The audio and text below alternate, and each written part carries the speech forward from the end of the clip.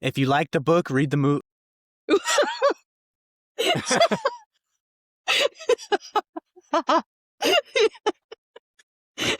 Licensed to practice before all courts in the state of California. Your Honor, by the way. I read the movie.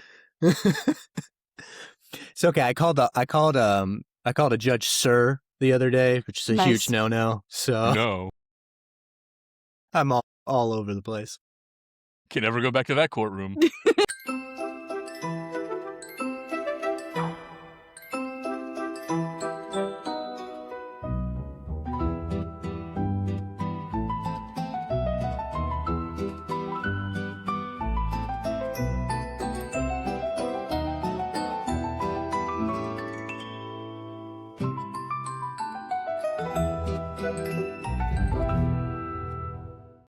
Hello, everybody, and welcome to a special episode of Words, Words, Words. I'm Daniel. I'm Heidi. I'm Colin. Let's get this out of the way because I wanted the other episode to come out first. I'm sorry, people. I might have a video explaining why that didn't happen at the end. I don't know. But I'm bald now. Yay!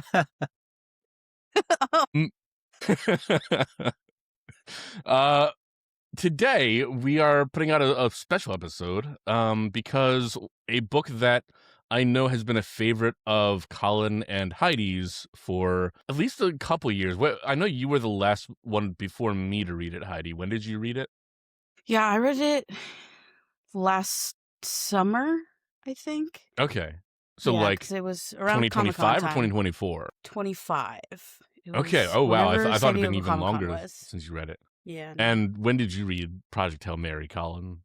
I either read it end of 2023 or beginning 2024. I think 2023 is when I read it. I just read it last week. So the movie obviously has come out and we all have seen it. And being book nerds, we thought it would be fun to talk about what we liked of the book, what we liked of the movie, and then how the medium of changing the medium from books to movies, either we lost things in translation or things got added, things that you could only see in a movie, and just kind of nerd out for a little bit. So we're going to Do be we flying say by what the the book seat of our is? pants a little bit.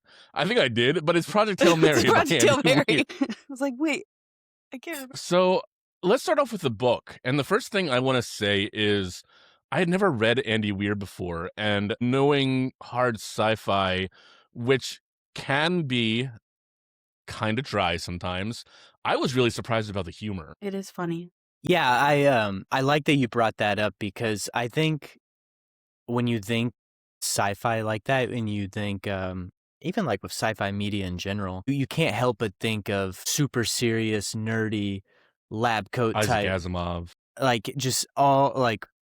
But this has like a sense of brevity to it, lightheartedness, despite the literal world going to die, worlds plural dying, solar systems dying, and well, it manages to have great humor without losing its seriousness and sense of stakes. I think I told both of you about this when I read it first, but there's a specific thing in the beginning that I said I was going to add to my vocabulary. It was a great line, and he's trying to Mark, right? Grace is his, Ryland. what do we Ryland. call him by? Ryland. I don't know. Mark There's Grace no is Mark. something. I don't know. But in the beginning, Ryland is trying to figure out what's going on, and he tries something, and he goes, "You have failed me, brain." And I'm like, I'm going to like this book. That is going in my vocabulary where whenever I have a problem and just cannot think through it, you have failed me, brain. We've all been there. We've all thought it Recently. All the time. Every day. every actually. day. And I wasn't drugged and thrown onto a spaceship for a few years. Before we go further, though, I want to interrogate a question here. And I'm going to put you on the spot, Heidi. Yeah, You I knew hate this was sci-fi. coming. Why do you like this book? I've been thinking about this because I knew this was going to come up today. And I, obviously, because we're talking about a sci-fi book and I notoriously don't really vibe with sci-fi. And I mean, my honest answer is I don't really know still. But I think it's the science part isn't what I like about it or love about it. And in the book, it played a bigger part than in the movie, which, by the way, I didn't mind. But I don't know. I think it's it's just so much more endearing than most sci-fi that I've experienced. And it's about a situation that brings like, I don't know, it's like the best bromance I've ever read. Rocky and Grace Rocky are, is the best of all time. yeah, Rocky is great. Oh, you can kind of see him right there. Got him. I got the Yeah. popcorn bucket, obviously. I think also, I don't know if this is anything, but when it's from, like, Grace's perspective, and he is a middle school teacher. And a lot of times when he's explaining the hard science, he has to really, like, explain it down to, like, terms that I mean, there are scenes in the book where he's teaching his middle school class about what's going on, right? So maybe I'm just too dumb for sci-fi. I don't believe that for a second. I don't believe it. I don't really believe that either. But that might be part of it anyway, because it doesn't, I don't know, it doesn't over-explain things. And, like, Ryland is not this, like, pretentious scientist, even though he's surrounded by them. Mm-hmm. I think really it's because it's extremely endearing when it comes down to it. And do you think that's the humor of it all, or do you think it's the I think that is probably, yeah, a big part of it. Because fact that it's like a buddy comedy, or Yeah, I think that is a big part of it, yeah, because it is funny. And I also, like, I went into it with zero expectations because I generally bounce off the genre. And, like, I've told you guys this a couple times, but my friend literally placed the book in my hand and was like, "You need to read this." He gave me his copy of it, which is this copy right here. And so shout out Ben. Otherwise, I never would have read this. And multiple people have told me, well, now you have to read this other sci-fi book. And hey, I'm not gonna do that. Please don't tell me to read more by Andy Weir. I'm not, bless him for this book, but I'm not gonna do it unless you guys make me. Then I will. you might read The Martian. I have different might rules for this recommend it. podcast than I do my general reads that I just pick up on my own. So if you guys make me do it, I will do it. I think it is funny that you bring up the fact that the science is explained so well, because if I remember right, I believe Andy Weir used to be like a programmer for Blizzard or something. He's not a NASA scientist. He's consulted with NASA scientists, but I wonder if the fact that, like you said, he explains things so well is because he himself had to learn what all these were without necessarily having the PhD level background of someone like Neil deGrasse Tyson. Right. Yeah. But I agree with you, because the science is explained so well in there. There's obviously some more fantasy type things like Xenonite. I don't know if that could actually exist. Scientists at us if you watch this. Right. For the most part, like, even my degrees are all in the arts, I could follow along. And I hated astronomy when I took that in community college, Yeah, he's good at holding your hand without it feeling insulting. Yeah, totally. Because there's also, the writer who tends to over-explain and oversimplify it where it makes you feel stupid. And it's like, okay, I'm not a child reading this. He's very good at towing that line. I've read only one other Andy Weir book, and it's significantly worse than this one, I will say. It was Artemis. But even in that one, the science aspect of it, he does explain very well. And it's something, like you said, I looked him up. He was a computer programmer for even, like, early days of AOL and all that stuff. So, but no background in, what's the word? Where you make rocket ships. Yeah, astrophysics. He had nothing in that back. Rocket chips. Rocket science. Either. He has no. There's a reason I went to law school, but there's There are many reasons. If the fact that he had to learn it to where he could understand it to write a book that makes sense, there's a good chance he can simplify it for the reader while also making it a high level book. And Heidi, you mentioned one thing, that the book is endearing, and that's the best. Ryland Grace is endearing, and Rocky's endearing in his own way, and just the book in general. I think that's like the perfect word to describe this book. It really is. it's just such a great story with fleshed out characters, and the pacing is phenomenal in it. We Yeah, talked about a totally. book, the Anya Alborn book we read, Within These Walls, how the back and forth kind of takes you out, the back and forth in time. Here, it doesn't do that. You know, it's done We also so talked about that with In a Dark, Dark Woods, which is going to release around this. I know there's been a right. while since we've talked about that, but we all kind of said we hated it in that. And I remember Yeah. you distinctly, Colin, because I'm editing it now, talks about how you generally just hate that trope. So it's fun that you're bringing that up. I do, and but it works so well in this one It does. because it actually moves the plot forward in real time because it's us gaining our Yes. memories back, and it serves as Yeah. it's not just page filler. It's not just, you know, you wanted to write two separate stories. It actually moves the main story and the main timeline forward in an interesting and meaningful way. And you feel Yeah. like, you know, a person coming out of fugue state where you're confused and have these memories, and you're suddenly getting these gaps filled. And I remember reading it for the first time and just like being blown. I felt like I just had come out of a long coma and had these memories in my brain that are slowly being patched together. And as you're sitting there, you kind of spark the next question. You're like, well, you know, why did he do this? And then like, why was he selected? And then you get the reason why. And it naturally flows. It's just so well done, so well orchestrated. Yeah. I think the reason why it works here, where it doesn't work in a Dark, Dark Wood for us, is because it is a plot point.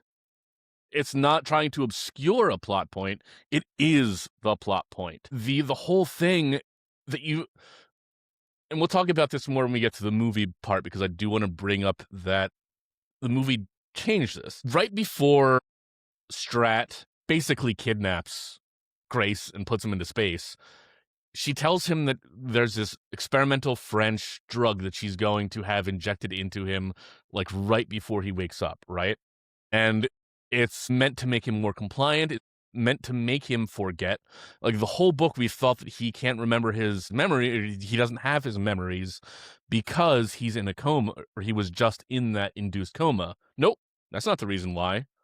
The reason why is because he's been being pumped full of these drugs. And then we find out, and this is the brilliant part of the remembering plot, that he's the biggest coward alive. Mm-hmm.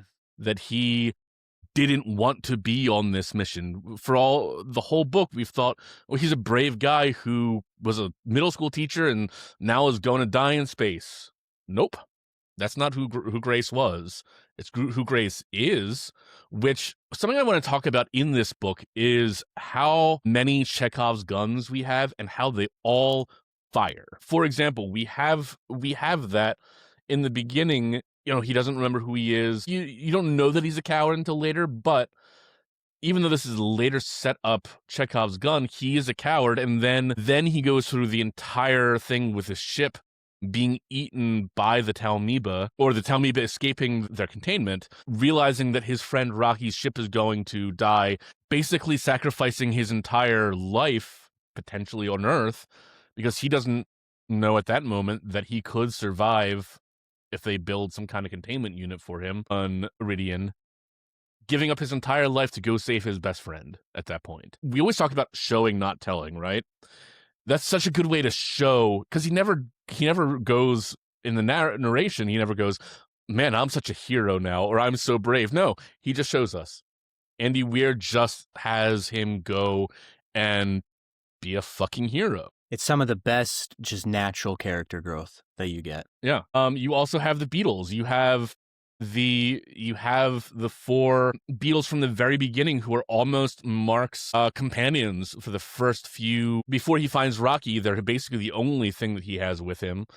And then not only do they propel him at one point, literally propel the ship, they're what allows him to do the sacrifice. So there's so many Chekhov's guns that keep firing and firing in this, where he'll introduce something almost innocuous in the beginning, and then it comes and pays off towards the end. There is a character I think that I want to talk about in this book that fascinates me, and I'm curious to get your guys' reactions on her. Who is Stratt? I think she's my favorite character in the book. Yeah, she's she's a character for sure. Like, and she's very purposefully convoluted and difficult to talk about because by the time you get all of Ryland's full memories back, you hate her because Mm-hmm. because she literally kidnapped him and threw him on a starship and killed him. She killed him. At the end of the day, and this is one thing we'll talk about it too that gets really kind of omitted in the movie big time to its one detriment, I would say. And it's just her pragmatism of how she will do whatever it takes, and that is why she's at the helm. She might not be the most genius person, she might not be the richest or the most powerful, but she is willing to do anything that she needs to get it done, including literally killing a guy, sending him to his death, nuking Antarctica, turning the Sahara desert into a solar farm, which who knows what kind of environmental impact that's going to have. And it's just, but that's exactly like, you know how like, I'm going to sound so cheesy right now. You know how at the end of Dark Knight where Commissioner Gordon is like, Yes. he's the hero we deserve, but not the hero we need right now. That's her, but she's like, she's the hero we need. Yeah. she's exactly what we need. Literally, one of the most famous quotes in there, you either die a hero or live long enough to see yourself become the villain. That's her in a nutshell. Yeah. But that's why I think she's my favorite. And I want to be clear, when I say favorite, I don't mean that I like her the most. I just find her the most fascinating. She's the most... Rocky's the GOAT, I like the most in that. But I find her the most fascinating because, like you said, Colin, she's willing to go to enormous lengths. You see so many times that the,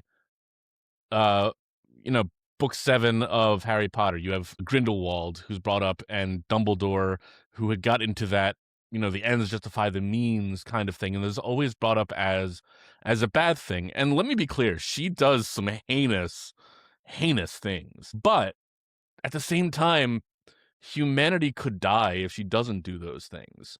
And she's willing to basically commit war crimes in order that humanity might have a shot.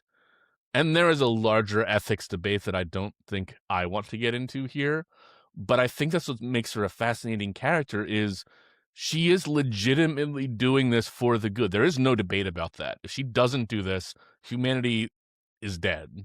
Yeah, or is going to go back into the Ice Age. She's literally the trolley problem, like animated, like incarnate. And she'll make the decision so that other people don't have to live with the guilt that she has to live with. And I think that's the most fascinating part about her. Like, she is choosing this role.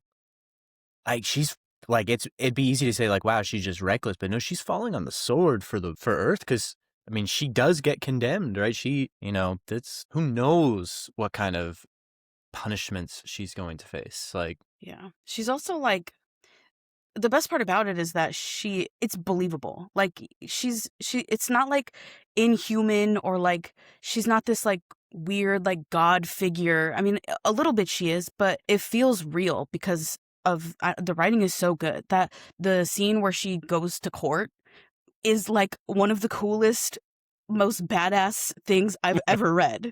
She just goes in and is like, actually no, and I don't have to be here, but I came because it was faster. Like, and I love that she's a woman in that scene, like overall, but in that scene she's such a fucking badass woman that it's just like, yes, thank you, Andy Weir.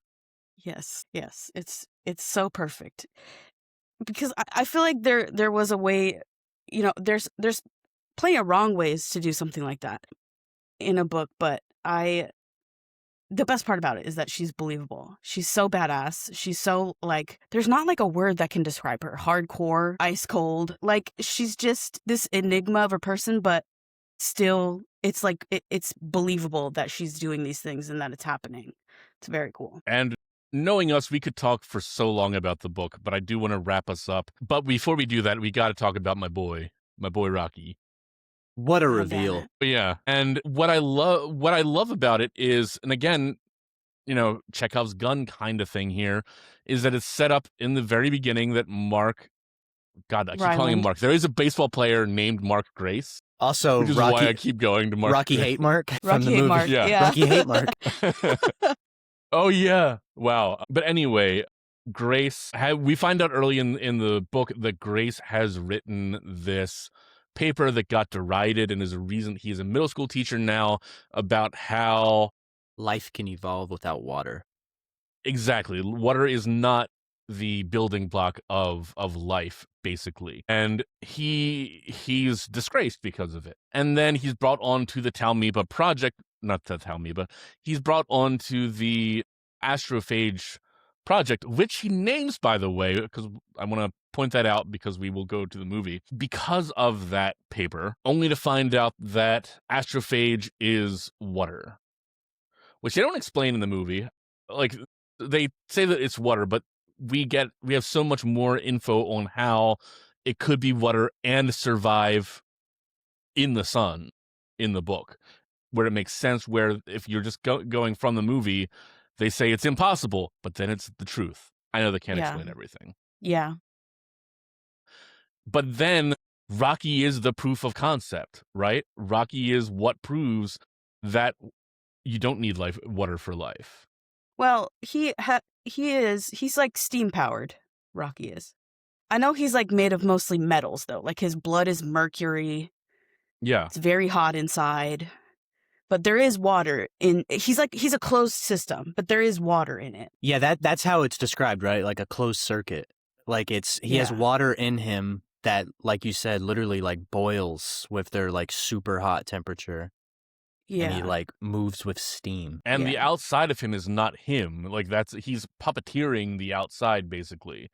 Mm-hmm. You know what it kind of reminds me of? It kind of reminds me of, you know how like a man of war in the sea is made up of like 1,000 different organisms, but they are one? That's what it kind of reminds me of, because basically, or a hermit crab in some ways. And I do love the fact that he is a crab, because have you guys heard of carcinization? I think you've talked about this to me before, where crabs are the perfect evolution. Yeah, so if you look at nature, when there's deep pressure environments, there are so many crabs and false crabs in nature that the theory is that the crab is the perfect design for the deep pressure, and that all life eventually evolves into crabs, at least at that pressure. And so Rocky lives in a very pressurized, like subterranean kind of environment. And of course, what does he become? He's a crab.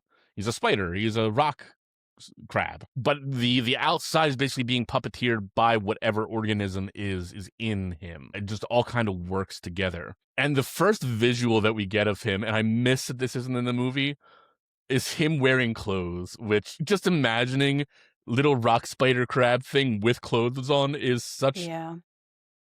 I knew I was going to like him as soon as that was a description of him. He does wear like his little engineer outfit. His tool belt. But it's like, yeah, his little tool belt. And he has like stuff strapped to his arms and stuff.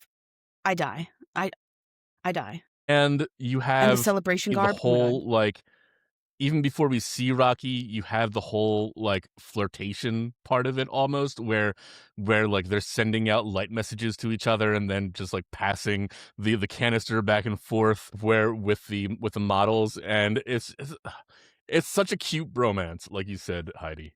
Yeah, it's the best. I love it. But then he's also, because we've talked about how much we like competence porn. Both of these guys in the book are just pure. They're good at what they do. Rocky especially, just like, he is the best engineer that anybody has ever known. And what I love about it too, though, is like, yes, they're so extremely good at what they do, but emphasis at what they do. Like, they so needed each other, because they're just like two halves of the puzzle. And I love that he did that, where it's like, yeah, Rocky, in a lot of ways, the Iridians are very advanced, far more advanced than Earth, but in so many ways, they're so far behind Earth. And yeah, they didn't even know about solar radiation. They didn't even know about radiation, right?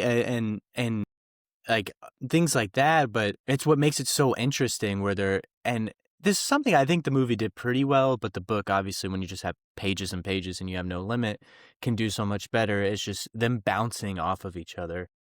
Yeah. Just, things that Grace knows and things that Rocky's able to do. It's just such a fascinating, and I would be so much more bored if Rocky was just amazing at everything. And Yeah. and Iridians were just so much better than Earthlings, or vice versa if they were so far behind. But when you give them that good at some but bad at others, and opposite for the Earthlings, it makes it for such a more interesting dynamic where they need each other. They needed each other to survive this mission. Speaking of needing each other, the whole sleeping thing, especially in the book, is super interesting to me because it just makes sense. You know, Yeah. the way that they sleep, their body basically goes into self-repair mode, and they essentially look like they die. And so they need a buddy to stand over them and watch them, which again is something that pays off later in the book when Grace is not sure whether Rocky has died. He sees the body and he goes, he's probably dead, but I'm gonna do what I can to help my buddy here. And in doing so, nearly kills him when he tries to. I was when sad they left that part out. Me too, and I do want to talk about that, which is why I'm bringing it up. But it's one of the best bromances I've ever read in books, and it's between a man and a rock crab. I mean, I get it. I would die for Rocky too. So I think the only thing I didn't love about the book, and I liked it, I just think it was a little cheap, maybe, was the ending. And I want to get you guys' opinions on that. I agree. I think I told you that when you finished too, that it feels so far removed from what the book is that it's pretty eye-rolly. Mm-hmm. But I think every single part of that book is damn near perfection that I give Andy Weir his little cornball ending. He has earned it. I think at that point he has done, I mean, no pun intended, but to pilot that ship through all of those obstacles, I mean, the concept of this book is so stupid, but it's so good in execution. And his outline probably just looks idiotic. Where it's like, what? The middle school teacher befriends a rock in space and saves the sun from algae? It's crazy, but he had done so well where it's like, okay, I can accept it. And I think the ending is actually, it plays better on screen, surprisingly, than... I agree. Which is what I thought was going to be the opposite. So, but yeah, long story short, obviously the worst part of the book probably, but it's so earned that I don't even care. Yeah, and like, if something were to have happened to Rocky, I would just have been more pissed off than anything else. And at that point too, you're so endeared to Ryland. I'm like, would it have been interesting if he just went back to Earth and it would have been sad? I don't know. I don't know what better ending there could be. The ending is corny, and I will say, the cannibalism shocked me. Yeah, the me burgers. I am not surprised they didn't put that in the movie. However, I think they're cowards for not putting it in the movie. It shouldn't have been in the book, but they're still cowards for no me burgers. I guess the thing too is though, like, it wasn't even really a choice for Grace. Like, right. He needed the nutrients or whatever. They couldn't give him a balanced diet without cloning himself and eating himself. So there's that. Before we leave the book, anything else that you guys want to say about it before we move on to the movie? The book holds a special place in my heart. Before reading this book, I did dabble in a lot of spec fiction works, but I was predominantly a nonfiction reader. And this book broke me out of a huge reading slump and showed me just exactly how fun sci-fi and fantasy can be. And I went on a full sci-fi fantasy rampage for like 4 years in a row now. So yeah, I was going to say, still going. Still going. And now that's all I read. Now I still dabble in nonfiction quite a bit, but significantly less. And this book will always be special to me for that. Yeah. Me too, because I have, ever since I read this book, I'm like, I don't like sci-fi, but I like Project Hail Mary. So if it's as good as that book, I'm convinced there's no better sci-fi book for me than this book. It's up there. From what I've heard, I suspect you would like The Martian. I haven't read it, but I suspect you would like it. I don't know. I've heard the movie's good. I haven't seen that either. The movie is good. The movie is good. I enjoyed that one. I think I like the Project Hail Mary movie better, but I also haven't seen The Martian in years. Well, I won't whine if we read The Martian on here, I guess. But I won't pick it up myself. And everyone in the world, stop telling me to read other sci-fi columns. Red Rising, Red Rising, Red Rising, Red Rising, Red Rising. Dune and Red Rising. The 3-body problem. like I said before, caveat, I will read. If you guys make me read it on here, I will read it. Anyway, let's move on to the movie. And I put Heidi on the spot before, but if you're okay with it, Colin, I'll put you on the spot because Colin's kind of a resident cinephile. So I'd like to hear your thoughts on it first. Yeah, so I came out extremely high on this movie. I had the highest of high expectations, not just because of the source material, but the Gaz is my favorite actor. Also, Lord and Miller are some of the best directors in Hollywood right now. Like, the Lego Movie, unironically, is like the greatest modern critique of capitalism that you can like get in any media right now, and it's genius. And the Across the Spider-Man movies. Oh, those are so just Across the Spider-Verse movies. They're just genius. Are the best Spider-Man movies out there. And of course, like 22 Jump Street and stuff is really, very funny and really actually well-made movies too. So they're amazing directors, one of the best. They just have this whimsy to their movies that a Wes Anderson has or something that's just, So I went in with high expectations, and my expectations, I think, were even exceeded. I watched it in IMAX 70 millimeter at the biggest screen that I can get to in Southern California, and it was one of those every now and then you'll go to a movie that just reminds you of why you love going to the movie theater. And this was one. It was an event. I went with my parents, and the fishing scene, it like brought tears to my eyes, how just colorful and vibrant and big and full it was. I thought, yeah, we're going to talk about it specifically. There's obviously some, inconsistencies with the book and some mainly omissions than inconsistencies. Yeah. But when it's all said and done, and I'm curious, because it sounds like we may have some disagreement coming up, I think this is one of the most faithful adaptations of a book that I have personally come across, and it checked every box. Pretty loyal to the source material, fantastic as a standalone movie, and just it has Gosling, everything. He's just Ken. He's so good. It is Ryan Gosling. I will give him a lot of credit. It is astounding that he can go from the himbo of Ken to this, and I believe him in both of them, Right. Let me channel it. There we go. I really enjoyed it too, I will say. And I thought going into it, knowing that Lord and Miller did it, I thought I was going to enjoy it, but the visual experience of it was something that legitimately was an improvement on the book. And that's not saying that Andy Weir didn't do a good job with it. But for someone like me, who I think sometimes I have aphantasia, I have a hard time envisioning things in my head. Like you said, the whole fishing scene and then the disaster afterwards was something that I had a lot of trouble picturing in my head in the book. I could follow along with the book just fine, but I couldn't have that clear image like I wanted to. So seeing that as vivid and affecting as it was, seeing Rocky with the steam coming off of him, my heart just went out. It was just arresting in some of the best ways. And like you said, the moments where, they're doing the fishing and you get this like violet kind of bombardment of just color and movement was a really, really cool moment in that movie. It was so beautiful. Like, overwhelmingly so. We're talking about the movie, not just Ryan Gosling. Yeah, I mean, okay, since you said that, best he's ever looked, by the way. Have you seen La La Land? No.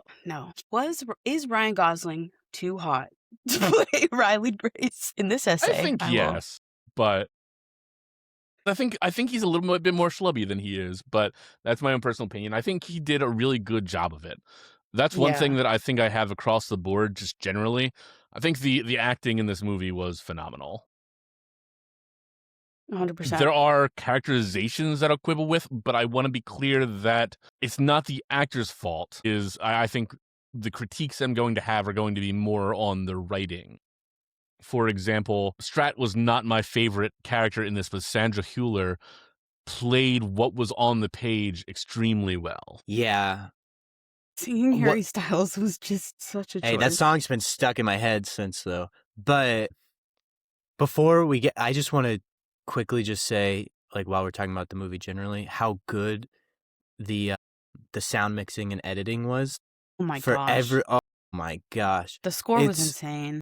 It was just crazy. And I had there's some Oscars heading its way, I think. for sure. I worry about the movie releasing in March, but it seems like that kind of like, I don't know what word to use, but Recency bias? kinda, but it's like there's this stigma is the word of early released movies and awards. It seems like that's kind of going away. Sinners was a March release, actually, right? Coogler, he does Yeah. all his movies in March for some reason. I think he did it, the Creeds in summer for summer blockbuster, but others are always in March. Same with oh my Jordan Peele. He did all of his movies have been March as well. So it seems like they're kind of going away from that, the Academy at least. But it should, especially for sound mixing and editing out, and because both were incredible. I went to a completely sold out show, and everybody just on the fishing scene in particular, just the whole theater decided to do just like a lock-in moment where they all like clasped their hands and like leaned forward, and everybody was just silent. Nobody was even munching their food. It is just, I don't know. It's just, there's certain, like I said at the top, there's certain experiences when you go to the movie that reminds you of why going to the big screen is always better than at home, even though at home is great too. But this is one of them. Last thing I think I want to touch on just about the movie in general before we get to how the translation worked between book and screen is that I love that Rocky was a puppet. Maze. Oh, yeah. Because I think doing it in CGI would have been a disservice. I agree. They could, and with something like him that is so alien to us, doesn't have a face, doesn't have to move their mouth to speak, all that kind of stuff, allowing him to be this expressive, real thing. And then also, because he's on screen for so often, that then Ryan Gosling doesn't have to act to a fucking tennis ball, you know? Right. Yeah. That he has this thing on set that he can act along with, and just the puppetry and the way that the thing articulated, it was so good. It brought my boy to life. Yeah. That I agree. It's the only perfect. choice. Yeah. And there is like a quality difference when they go like you. The best example is Yoda looks way better as a puppet than the CG Yoda, and I'll stand by that. Yep. Right? And I'm glad you said that too, because amazing decision. I don't know if that's a Lord and Miller decision or what, but it was the right one. I think I feel like in this age of AI, we are almost, I would predict that we see a renaissance in puppetry and things that are actually human made.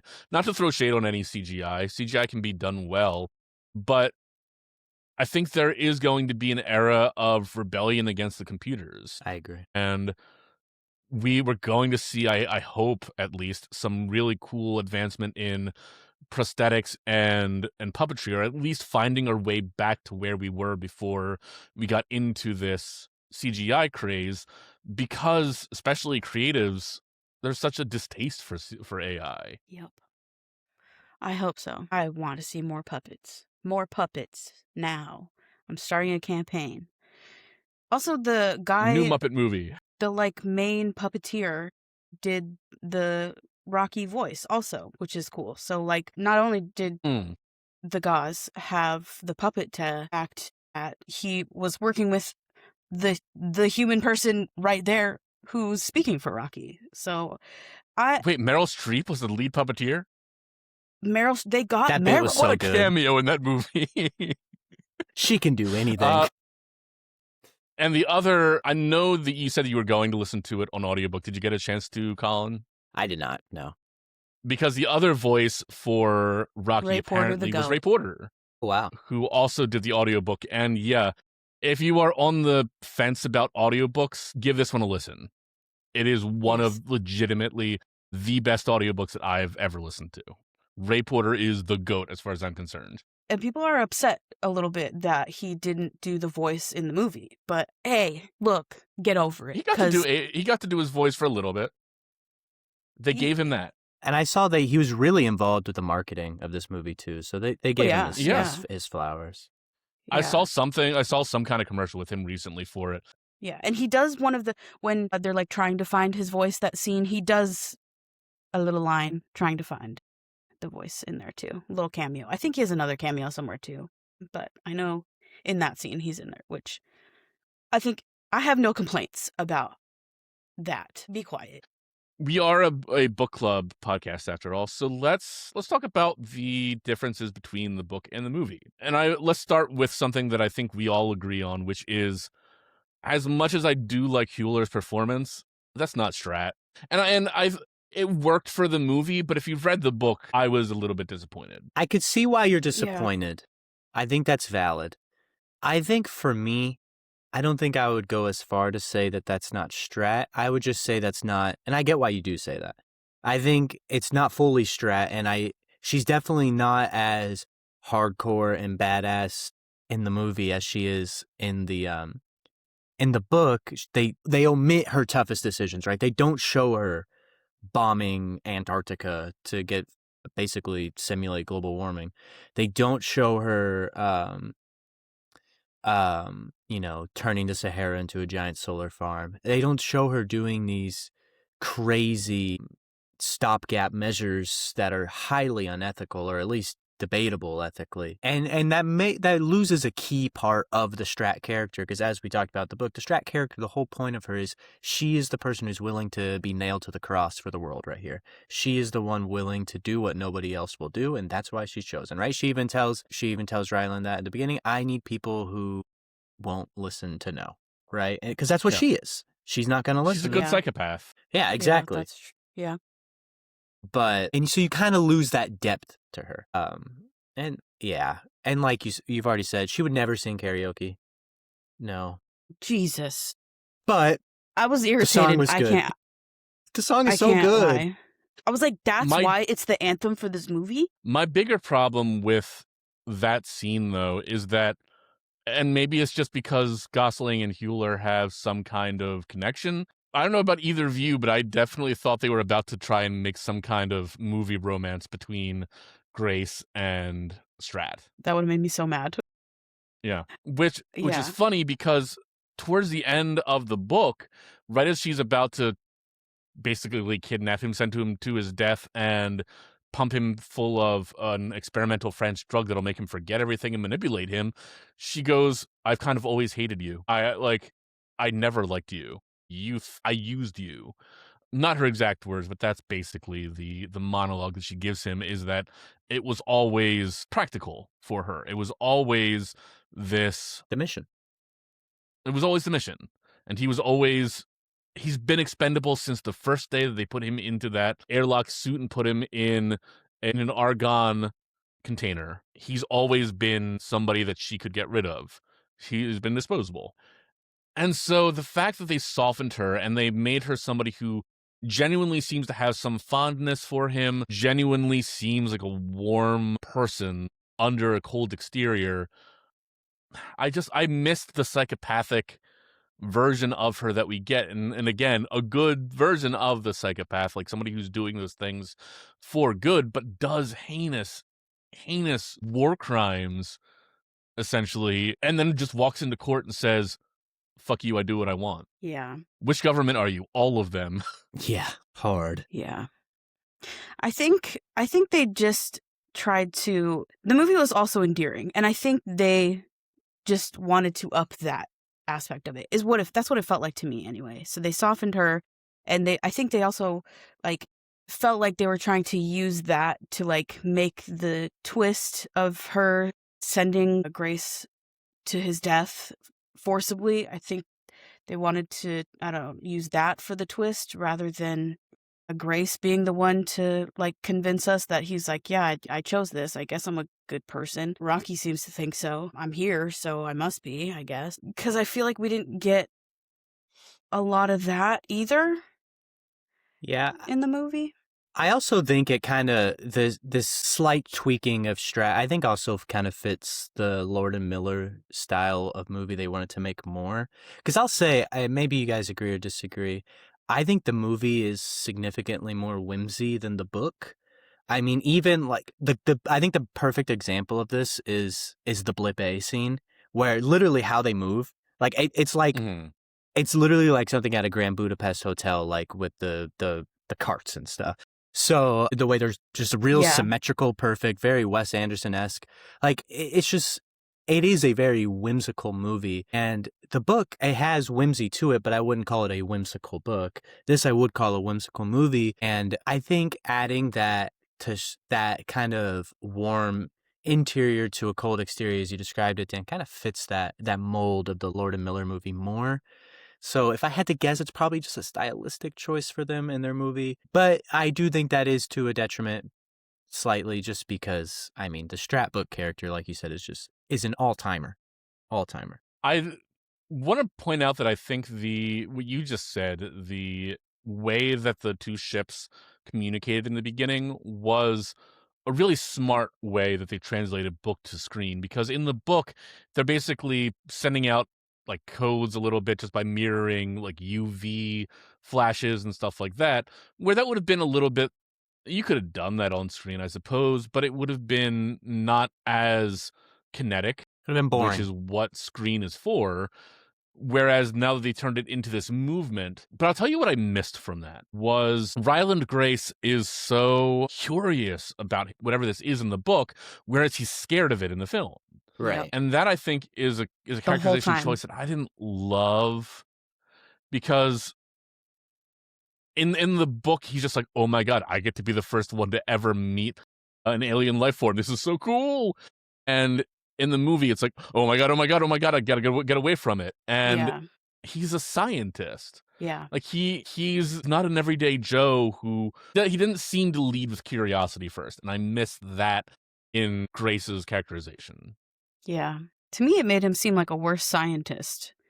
That's why we were talking about a little bit about this beforehand. His instinct is to run away, which also kind of makes it like foreshadowing for him trying to run away from the mission in the first place. Like, in the book, which is supposed to come as a shock. Yeah, it was so much of a bigger twist in the book than, granted, I already had book context when I watched the movie, so which makes it a little tougher. tougher. Ask somebody, I need to ask somebody who hasn't read the book. But that's not the only instance of it. There's like multiple instances of it when he, like throughout the movie, that I was like, well, that's not, he didn't run away. He was a scientist. That like George Lucas, that's not how it happened.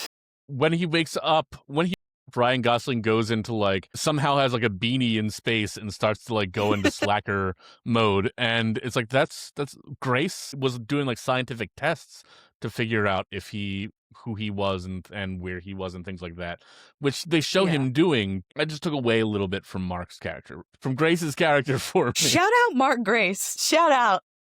I think he's a manager of a baseball team now, but God, I have baseball in the mind. That's so funny. Is there say any baseball in this book? One thing, surprisingly not.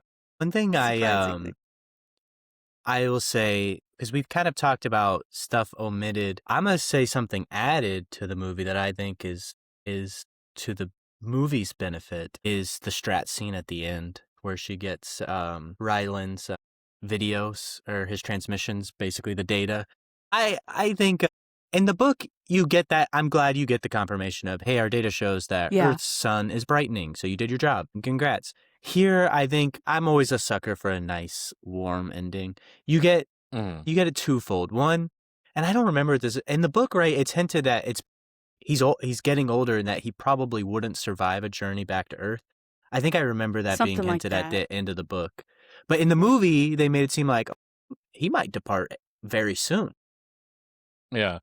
That was one thing that I probably was very difficult to translate from book to screen, but the whole time dilation thing too, where he's the same age, but like Earth has gone like 13 years or something like that into the future, especially because Hewler is the same age. They did show it a little bit, I suppose. She looked older at the end. Yeah, she was like gray. She looked a little bit older, but I think it was also implied, at least, unless it was just that she was in Antarctica, that the Earth had cooled and the Earth had been going through some of this. So we get the sense of time passing. But if we were going by the actual book, she probably would have been an old woman at that point. Yeah. You want a good time dilation movie. Interstellar just does it so great. I did like the more closure you get in the final scene of the movie with her getting the data and the transmission, the let's get to work kind of scene, and then you get your cornball who can tell me speed of light true ending. So I did appreciate that little additional scene because you don't get that in the book. All you get is I sent the Beatles. Rocky tells me my son is brighter. Right, and that is kind of a limitation, I suppose, a little Exactly. bit of first person because we can't be on Earth No, the way that Yeah. he has structured the book and is telling the book. In that scene and the whole movie, okay, Stratt, why 2 horrible wigs? Okay, why? Why couldn't she just have her regular hair? What? well, I didn't even notice. I just be noticing that stuff. Like, I can't help it. Because I watched the Twilight movies. Like, if there's any if you know, you know. Okay, if you watch, Are you watch those movies, anti-wig? not like as a whole, but I'm anti-bad Heidi wig would never join the wig party. when it's True for more than one reason. like it just not as a rule, but when it's that noticeable and bad, twice, 2 different wigs. Okay, I just Can't wait to pay attention to the wigs now on rewatch. on all of your anytime you watch a movie, just like notice the wigs. And by the way, Sandra Hüller, her hair is fine. I don't see why Stratt couldn't have had. Maybe they wanted her to have long hair because she has short hair. With her, though, something that I want to bring up because we talked about it earlier, they don't do the French experimental drug in this movie. At least we are never told that he's going to have this. I think it's described as some kind of a truth serum. Whatever it is, it's why he's It was like a memory got the thing, amnesia. like It's an not amnesia thing. Not right. It's not because of the Fugue. induced coma, like we were led to believe. In the movie, it seems like they just decided that it was going to be because of the induced coma. You lose the Ryland's redemption story almost because it's also never clear in the movie that he's gaining those memories as we, the audience, are, whereas it is in the book. We are gaining those at the same speed that he is, whereas in the movie, it might be hinted at, like he does go into a little bit of a depressed state after the big reveal, but it's not clear. He might have always, since he woke up and started to remember things, have had that knowledge that he was not actually brave, which means that he did everything in the book or the movie, thinking that he wasn't brave and maybe trying to make up for it. Whereas in the book, he's been manipulated. He's been literally gaslit into helping humanity survive in a way that he was not consenting to, and then chooses to be a hero, which is his redemption arc. And I think we lose a little bit of that, at least by omitting the fact that he was drugged into everything that he did before, at least into being manipulated into thinking that he's on this mission of his own accord, and all the heroic things were done without full knowledge of what was going on. Because he's also, when it comes out, it's not just, I'm a person with a lot of cowardice. It's, I can't wait till I get back home because I'm going to give Stratt a piece of my mind. And he's angry too, which he should be. He should be furious. But that did rob his character a little bit. I feel like that is an interesting point. I agree with what you're saying. I guess I just, while watching the movie, and maybe I also had, I mean, you did too, but I had the benefit of, I guess, knowing that that's how it's done in the book. So I guess my brain just automatically connected it with like, oh, this is us So I didn't like see the disconnect as much as you're talking about. But now when you do explain it, I can see that. Whereas if somebody's first intro to Project Hail Mary is the movie, they might not realize that the flashbacks are Ryland actually gaining his memory back. So that's an interesting point. One interesting thing that I thought was brushed over that I did like in the book that just makes Ryland's selection just make a little more sense is the coma gene that he possesses. Yeah. That was why he had to be the third Exactly. option. Because it's like, yes, there's hella people briefed and hella people more qualified, but only a small portion of our population possesses this coma gene, and he had it. And I think, that's very minor, but I think somebody watching the movie would think like, oh, well, that's kind of a leap that he's the next guy, like a middle school teacher. I think there's only so much they can do in a movie, but I did miss that part. And one of my other favorite bromances in the book, which is Ryland and the Russian scientist. I'd be interested to know how he came across just reading the book, not listening to the audiobook. But Ray Porter has such a joy in him when he does that Russian character Yeah. that he became a favorite of mine. Um, and I missed the additional, we're bombing Antarctica, we are doing the solar farm, because it's legitimately interesting to me to have that scientific knowledge of what would Earth do if this were a real thing, and trying to literally induce climate change is such a insane So thing. dark. They would do karaoke, apparently. But there's only so much you can do when you are translating from book to screen, so I understand why they cut some of those things. Yeah, yeah. I think though, like the coma gene to me though is my big one too. Though, just because it just there's like so little as to why wouldn't they be training just like more scientists? Like, Yeah. and then have way more. I mean, when you're walking through, or when they're taking you through the labs, when they're, on Earth, Stratt has this huge group of people behind her, and there's like multiple stations and all this stuff. So you're like, oh, so they like, and then she introduces 6 people. Like, these are the 3 mains, and then for, redundancy, 3 more people. Like, what? You mean there's that you're doing all this stuff and 6 people? Like, it makes it a little less believable, like, for Ryland to be the middle school teacher. Glad you brought that up, because I think that's another thing that I do miss, and I think they could have done more in the movie, is that you have scenes with the astronauts, but we never learn, we never get to know them. And one of the cool things in the book, I thought, was that he doesn't know who they are right off the bat, but he recognizes, even in his just woke up from coma and was drugged state, he recognizes the 2 dead bodies. He's like, I don't know how I know you, but I know you were really funny, and I know you were an excellent leader. He gets emotional, right? He's like, "Why am I?" Yeah. Yeah, I think he even says like, "Why am I crying right now over Yeah. these people I don't know?" Yeah, and So well acted, by the way. they have the dead bodies in the movie. I would have liked for him to have had a connection. Yeah, like, just one little flashback, with them at least, aside from the karaoke scene where he looks at them. I do very much miss the just pure comedy of the 2 science people being like, Yeah. so we're fucking, just Ryland being like, why are you telling me this? Please stop. Please stop. Please stop. Which then you do care about them a little bit, at least when they blow up, whereas in the movie the main scientist has had like 1 or 2 lines, and it's like, oh no. Yeah. But Well, also, that reminds me, they do, at least in the book, they mention that, like, people think that Stratt and Ryland are also doing that, like having some sort of like sexual relationship. They mention that to them.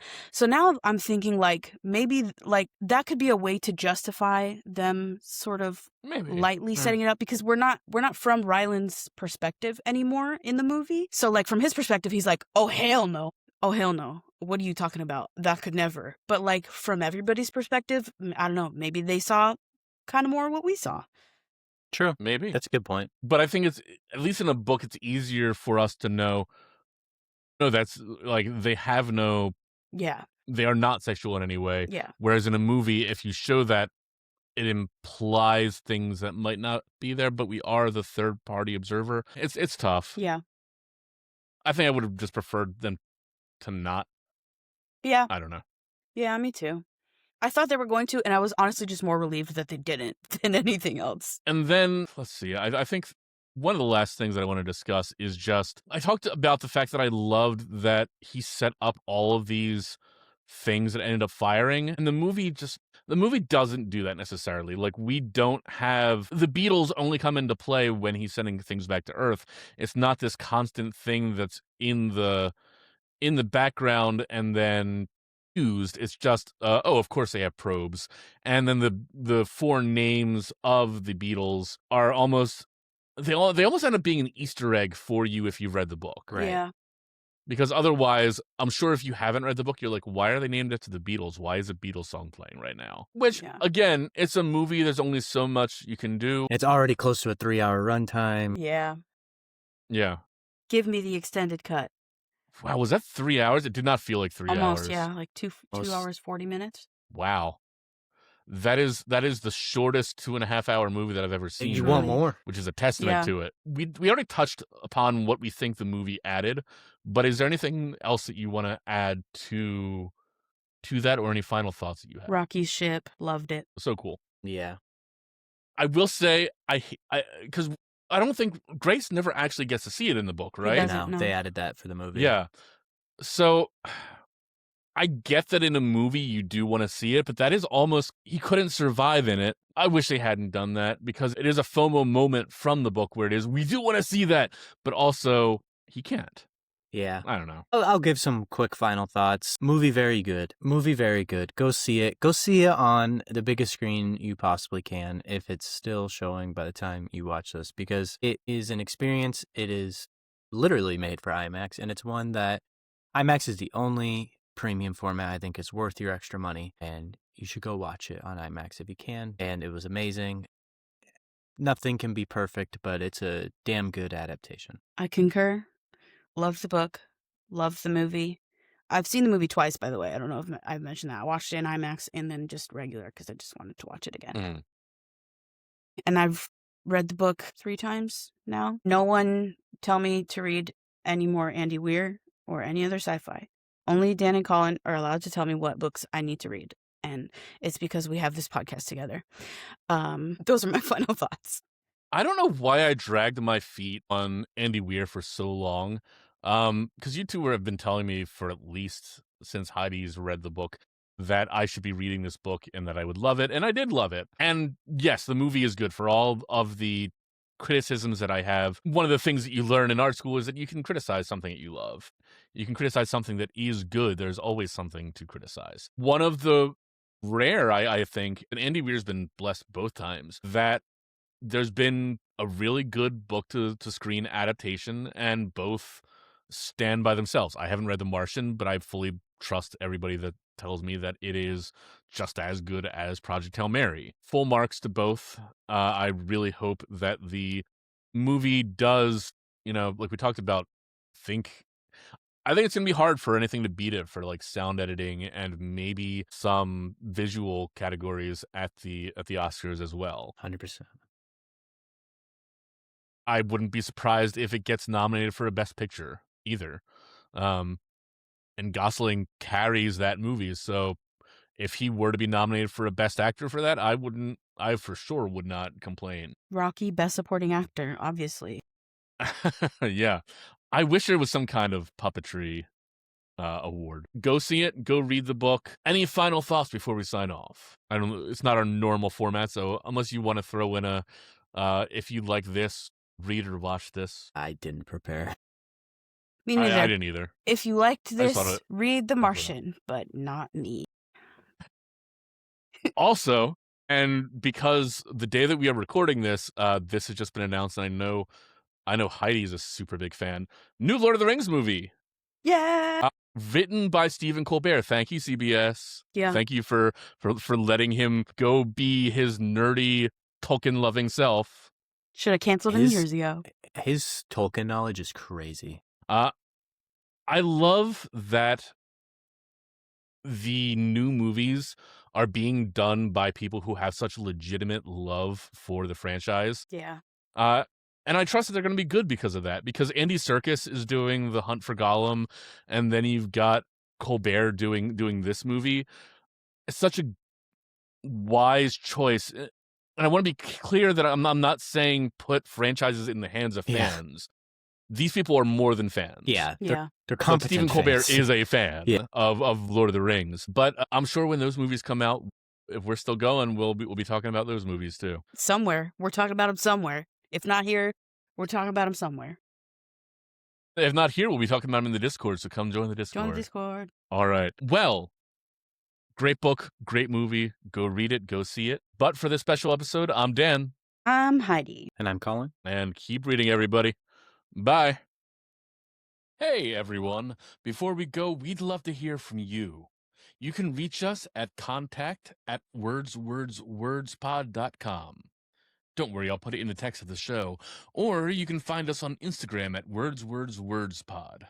Whether you have book recommendations, thoughts on today's discussion, or just want to say hi, we are always excited to connect with fellow readers. And speaking of community, if you're looking for more conversation between episodes, we've got a Discord server where we talk books, share recommendations, and just generally geek out about all things speculative fiction. The link is in the show notes, and we'd love to see you there. And if you enjoyed today's episode, please consider liking, subscribing, and following us on YouTube, Spotify, Apple Podcasts, or wherever you get your podcast needs served. It really helps us reach more readers and keep those conversations going. Thanks so much for listening or watching, and we'll see you next time on Words, Words, Words.